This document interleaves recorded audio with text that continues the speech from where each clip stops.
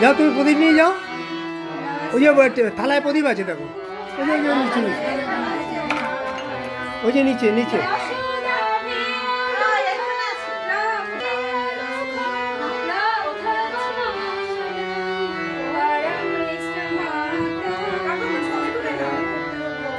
ছবি তুলবো?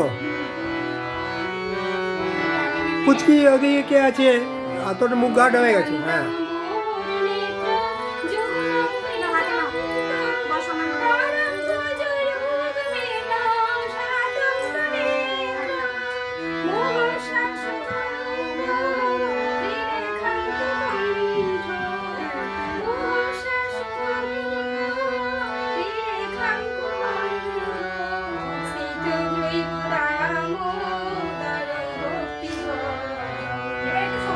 হ্যাঁ নিচে।